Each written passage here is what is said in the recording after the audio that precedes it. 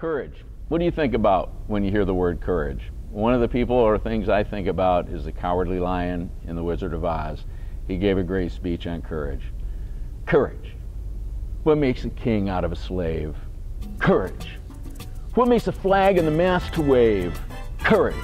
What makes the elephant charge his tusk in the misty mist and the dusky dusk? What makes the muskrat guard his musk? Courage. What makes the Sphinx the seventh wonder? Courage. What makes the dawn come up like thunder? Courage. What makes the Hottentot so hot? What makes the ape an apricot? What do they got that I ain't got? Courage.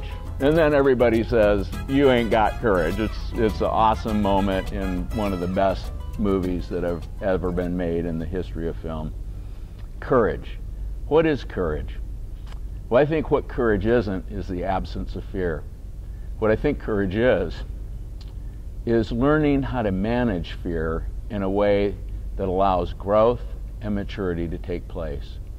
Courage is the ability to move forward in spite of fear and in spite of pain. And I'm seeing more clearly in my life than ever that I've allowed fear or not being courageous to short me on all that God's had for my life. He's given me great gifts, and a lot of times I come up with a million excuses to not use them. My idea of adventure is a lot smaller than his. I was inspired by Pastor Matt's message on Luke 5 that he gave the other week. Man, I thought about that poor lame paralytic for the last 2 weeks. In the past, I've thought a lot about the 4 guys, his friends, that were pretty courageous in what they did, but think about the paralytic. He had probably dreamed all of his life about walking. Think about it. A lifetime living on a mat, relying on others. And like you and I, he was a man and had dreams and had hopes and had desire. And so of course he must have dreamed about one day being able to get up and walk and be whole like other men, to run freely, to skip, to dance, to play, to live a bigger story like other men live. And so Jesus looked at him and said, pick up your mat and walk, and it says in the scripture he immediately did that. But I wonder how long it took until it struck him, until he was struck by the reality of what had actually happened. Would he walk with a limp? Would his run be as fast as his companions? When he danced, would it be awkward? Would it be accompanied by laughter and ridicule from his friends? Would he now be expected to live beyond his self-interest and one day carry his friends to the feet of Christ?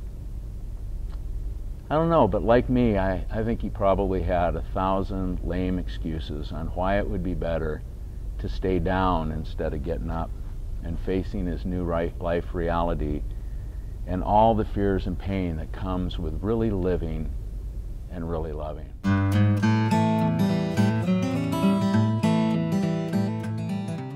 Reminds me of a story of a man who found an eagle's egg and laid it in the nest of a barnyard chicken. And the eagle hatched with the other chicks and grew up believing that he was a chicken. He did all the things that chickens do. He pecked at the ground and ate grubs and worms. He cluckled like a chicken. He sometimes would wave his wings and fly off the ground maybe a couple of feet. But he grew old thinking that he was a chicken. Until one day he looked up into the sky and saw this beautiful bird and said to his chicken neighbor, he said, "What is that?" As he saw the eagle gliding in the currents in his big golden wings. And the neighbor said to him, he said, "Well, that's the eagle. That's the king of birds. It belongs to the sky. But we're chickens. We belong to the earth." And so the eagle lived and died as a chicken because that's what he believed he was. I think fear can do that for us. It gets us our eyes off of the truth. It keeps us from being lined up to what God says is really true about us. That we're made in His image. That we have infinite, infinite value to Him. That He would rather die than live without us. That's the story of the cross. That we're worth a holy Son. That He promises to be with us. That He'll never leave us or forsake us. That He's given us His kingdom to inherit. But if you're anything like me, I find that I fall back to my old thoughts and I live my life like a chicken, more like an atheist than a believer, and certainly not like the son of the King of Kings. And so the second half of my life, I'm going to step over fear. I'm going to manage it. I'm going to embrace my gifts. And I'm going to learn what it means to really love and live